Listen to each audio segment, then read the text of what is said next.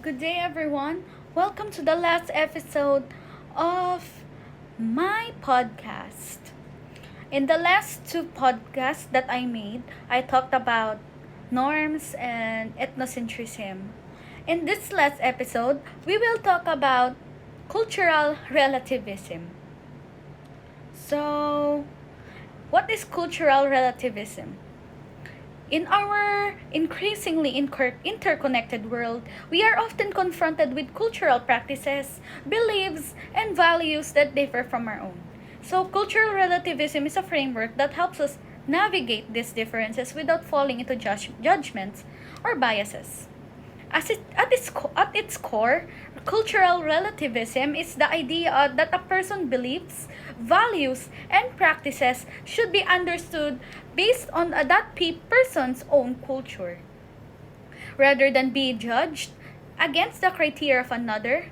It promotes tolerance, empathy, and respect for the diversity of human societies. But it also raises complex questions about morality, ethics, and how we balance respect for cultural differences with the need to uphold universal human rights. Let's explore what cultural relativism is and why is it important and the challenge that come with it. First, what is cultural relativism? Cultural relativism is the principle that an individual's beliefs. It is the principle that an individual's beliefs and activities should be understood in terms of their own culture. This idea emerged from anthropology as a response to ethnocentrism, which is the belief that one's own culture is superior and serves as the standards by which to judge other cultures. The premise of cultural relativism is that no culture is inherently better or worse than another. Rather, each culture is unique and should be evaluated on its own terms.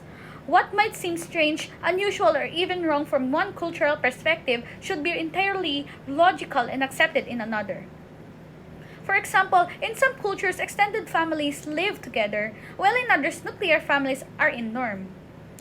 In some societies, certain rituals or customs may appear bizarre to outsiders, such as foot binding in historical China or scarification in some African cultures.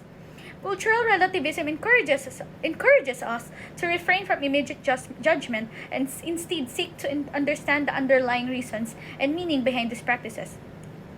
So, why is cultural relativism important? It is a crucial tool for fostering tolerance and understanding in an increasingly globalized world.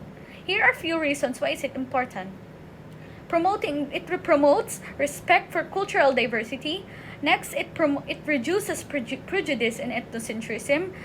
Next, it fosters global cooperation. And lastly, it encourages open-mindedness. What are the challenges and criticisms of cultural relativism? First, it's moral relativism. Next is universal human rights. Lastly, it is preserving harmful traditions.